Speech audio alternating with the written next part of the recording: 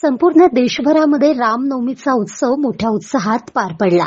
रामनवमीनिमित्त गोंदिया जिल्ह्यातील गोरेगाव आणि आमगाव तालुक्याच्या सीमेवर असलेल्या मांडूदेवी देवस्थान येथे सामूहिक विवाह सोहळ्याचे आयोजन करण्यात आले होते। या सामूहिक विवाह सोहळ्यामध्ये 135 जोडपे विवाहबद्ध करण्यात आले।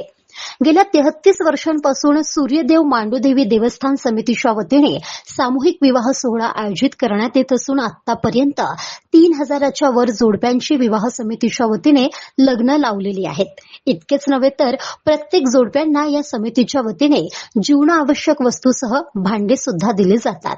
या समितीच्या कार्याची दखल घेत सामाजिक न्याय विभागाच्या वतीने फुले शाहू आंबेडकर पुरस्काराने या समितीला सन्मानित करण्यात आले आहे। संपूर्ण मध्य भारतामध्ये सर्वात प्रथम आजच्या 33 वर्षापूर्वी श्री सूर्यदेव मांडूदेवी देवस्थान समितीच्या वतीने सर्व जातीय सामूहिक विवाह सोहळ्याचे आयोजन करण्यात येते।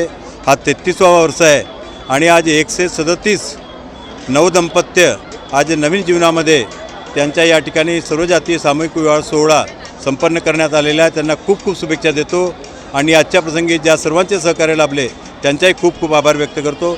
सर्वांना खूप खूप शुभेच्छा, धन्यवाद।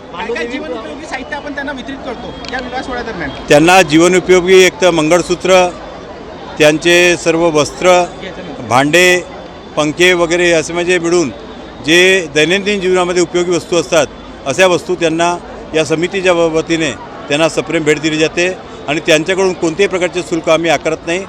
गाव माझा न्यूज करिता राधाकिशन चुटे, गोंदिया।